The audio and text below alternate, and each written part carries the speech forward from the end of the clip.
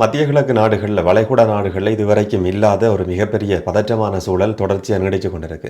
அங்கே இருக்கிற ஒரு சிலரோட கதைக்கிற நேரத்தில் எந்த நேரத்தில் என்ன நடக்கும்ன்றது எங்களுக்கே தெரியாது. வெளியில் எல்லா இடங்கள்லையும் எல்லா நேரத்திலையும் வெடிச்சத்தம் கேட்டுக்கொண்டிருக்கு.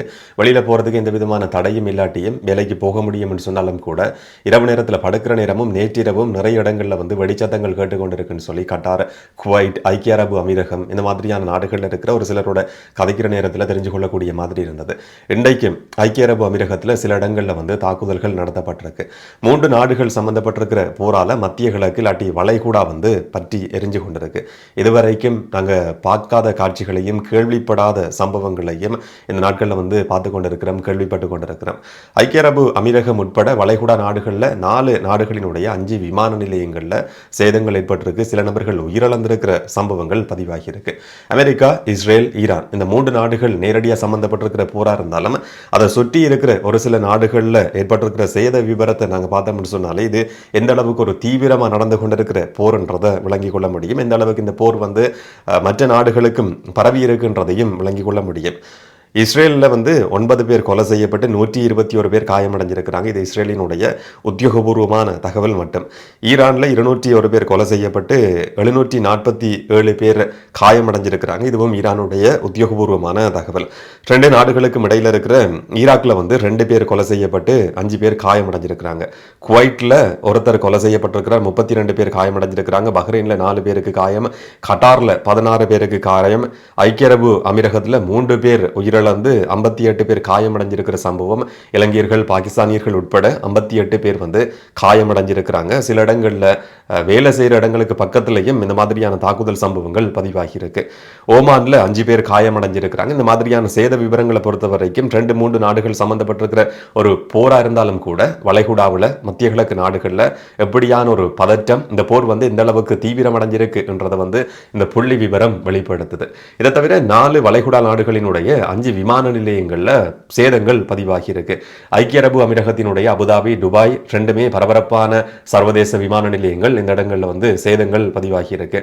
குவைத் விமான நிலையத்திலையும் ஒரு புதுசாக நிர்மாணிக்கப்பட்ட 2வது டெர்மினலில் வந்து சேதம் ஏற்பட்டிருக்கு. யாருக்கும் காயம் ஏற்படலை என்ற செய்தி வழி வந்திருந்தது. பஹ்ரைன் விமான நிலையத்திலேயும் சிறு அளவான ஒரு சேதம் பதிவாகியிருக்கு. ஈராக்கில் வந்து ஒரு விமான நிலையம், அந்த விமான நிலையத்துக்கு பக்கத்தில் அமெரிக்காவினுடைய இராணுவ தளம் இருக்கு. அந்த இடத்துலையும் சில சேதங்கள் பதிவாகியிருக்கு என்ற மாதிரியான செய்திகள் வழி வந்திருந்தது. அந்த அமெரிக்காவினுடைய இராணுவ தளத்தில் வந்து ஒரு சூசைட் குண்டு தாக்குதல் நடத்துறதுக்கு, தற்கொலை குண்டு தாக்குதல் நடத்துறதுக்கான முயற்சி முன்னெடுக்கப்பட்டது என்ற மாதிரியான இன்னும் ஒரு தகவலும் இருந்தது. இதையும் தவிர அந்த தளத்தின் மேல ஒரு தாக்குதலும் நடத்தப்பட்டிருக்கு. விமான நிலையத்துக்கும் ஒரு சேதம் ஏற்பட்டிருக்கு. சவுதி அரேபியா போர்ல எந்த விதத்திலையும் சம்பந்தப்படாத சவுதி அரேபியாவினுடைய விமான நிலையம், அங்க இருக்கிற ஏர்பேஸ் தளத்தை தாக்குறதுக்கும் ஒரு முயற்சி வந்து முன்னெடுக்கப்பட்டிருக்கு. இந்த முயற்சியை வெற்றிகரமா நாங்கள் முறியடிச்சிருக்கிறோம்னு சொல்லி சவுதி அரேபியா அறிவிச்சிருக்கு.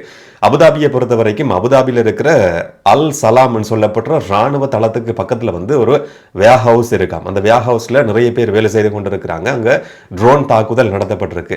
இதனால அங்க இருக்கிற 2 கண்டெய்னர்கள் தீப்பற்றி எரிஞ்சிருக்கிற ஒரு சம்பவம் இன்றைய நாளில் பதிவாகி இருக்கு. இது மிகப்பெரிய ஒரு பரபரப்பு. ஐக்கிய அரபு அமீரகத்தில் வேலை செய்து கொண்டிருக்கிற இந்திய, இலங்கை தொழிலாளர்கள் மத்தியில் வந்து ஒரு பதற்றத்தை ஏற்படுத்துகிற சம்பவமா பதிவாகி இருக்கு. யாருக்கும் காயங்கள் ஏற்படல, உயிரிழப்பு சம்பவங்கள் பதிவாகாட்டியும் இந்த மாதிரியான பரபரப்பான ஒரு இடத்துல பகல் நேரத்தில் காலையில் இந்த மாதிரியான தாக்குதல் நடத்தப்பட்டிருக்கிறது, தீப்பற்றி எரிஞ்சிருக்கிற சம்பவம்ன்றது இதுவரைக்கும் இந்த மாதிரியான வெடிச்சத்தங்களையோ தீப்பற்றி எறிகிற காட்சிகளையோ வந்து குண்டு தாக்குதலால் தீப்பற்றி எறிகிற காட்சிகள் அங்கே இருக்கிற தொழிலாளர்கள் பெரும்பாலும் இதே மாதிரியான காட்சிகளை வந்து கண்டிருக்க போறது கிடையாது. இதனால பதற்றம் வந்து இன்னும் அதிகரிச்சிருக்கு. ஐக்கிய அரபு அமீரகத்தினுடைய முக்கியமான ஒரு காட்டமான அறிக்கை வந்து இன்னைக்கு வெளியிடப்பட்டிருக்கு. UAE ஈரானுக்கு விடுத்திருக்கிற ஒரு நேரடியான எச்சரிக்கையாக கூட இதை பார்க்க முடியும். எங்களுடைய நாட்டு பிரஜைகள், எங்கள் நாட்டில் தங்கியிருக்கிற மக்களினுடைய பாதுகாப்பு சம்பந்தமா எந்த விதமான சமரசமும் கிடையாது, எதிர்கொள்றதுக்கு நாங்கள் தயாராக இருக்கிறோம் என்ற மாதிரி ஐக்கிய அரபு அமீரகம் இன்னைக்கு வந்து ஒரு அறிக்கையை வெளியிட்டிருக்கு. போர்ல வந்து நேற்றைய வீடியோலையும் சொன்ன மாதிரி சம்பந்தப்படாத ஒரு தரப்பு இந்த மாதிரியான எச்சரிக்கையை விடுத்திருக்கிற அறிக்கைன்றது இந்த போரினுடைய தீவிரத்தன்மையை காட்டுதுன்னு சொல்லி தான் பார்க்க வேண்டியிருக்கு. ஐக்கிய அரபு அமீரகத்தின் மேல நடத்தப்பட்டிருக்கிற தாக்குதல்ல வந்து 3 பேர் கொலை செய்யப்பட்டிருக்கிறாங்க, 58 பேர் காயமடைஞ்சிருக்கிறாங்க, இலங்கையர்கள் உட்பட. இதுவரைக்கும் 165 பலஸ்டிக் மிசைல்களை ஈரான் ஐக்கிய அரபு அமீரகம் மேல ஏவி இருக்கு. இதுல 152 அழிக்கப்பட்டிருக்கு, 13 கடல்ல விழுந்திருக்குன்னு சொல்லி ஒரு தரவு இன்னைக்கு வெளியிடப்பட்டிருந்தது. 541 ட்ரோன் தாக்குதல், இது எல்லாமே சூசைட் ட்ரோன்கள். இந்த தாக்குதலை ஈரான் நடத்தி இருக்கு. இதுல பெரும்பாலான ட்ரோன்கள் அழிக்கப்பட்டிருக்கு. 35 ட்ரோன்கள் சில இடங்கள்ல விழுந்ததுல சேதங்கள் பதிவாகி இருக்குன்றதும் இன்னும் ஒரு முக்கியமான தகவல். இந்த நாடுகளை பொறுத்த வரைக்கும் நேரடியா அந்த ட்ரோன்கள் விளாட்டியும் கூட ஏர் டிஃபென்ஸ் சிஸ்டம் மூலமா அது தகர்க்கப்படுற சந்தர்ப்பத்தில் அதனுடைய சிதைவுகள் எந்த இடத்துல எந்த நேரத்தில் விழும்ன்றது யாருக்குமே தெரியாது. அந்த மாதிரி விழுந்திருக்கிற சிதைவுகள் காரணமாக தான் 5 விமான நிலையங்கள்ல பகுதி அளவான சேதம் பதிவாகி இருக்கு. அபுதாபி பரபரப்பான ஒரு விமான நிலையம். அபுதாபி விமான நிலையத்தில் 11 பேர் காயமடைஞ்சிருக்கிற சம்பவங்கள், 4 ஊழியர்கள் உட்பட 11 பேர் காயமடைஞ்சிருக்கிற ஒரு சம்பவம் பதிவாகி இருக்கு. இதை தவிர ஒரு நபர் உயிரிழந்திருக்கிறார். யார் என்னன்றதை பற்றின எந்த விதமான தகவல்களும் இதுவரைக்கும் தெரியாது. துபாய் சர்வதேச விமான நிலையம் மறு அறிவிப்பு வரைக்கும் மூடப்பட்டிருக்கு. எப்ப திறக்கப்படும் என்றது யாருக்குமே தெரியாது. ஐக்கிய அரபு அமீரகத்தில் இருக்கிற சுற்றுலா பயணிகள் தங்குற கால எல்லை நீடிக்கப்படணும், அவங்களுக்கு ஒரு சலுகை கொடுக்கப்படணும் என்ற மாதிரி சுற்றுலாத்துறை அமைச்சு அந்த நாட்டில் இருக்கிற ஹோட்டல் உரிமையாளர்களுக்கு ஒரு வேண்டுகோளை முன் வச்சிருக்கின்ற செய்தியும் இன்னைக்கு வெளிவந்திருக்கு. வெளியில போறதுக்கு எந்த விதமான தடையும் கிடையாட்டியும் கூட சில முக்கியமான ரிசோர்ட்ஸ், பார்க் இதெல்லாமே மூடப்பட்டிருக்கு.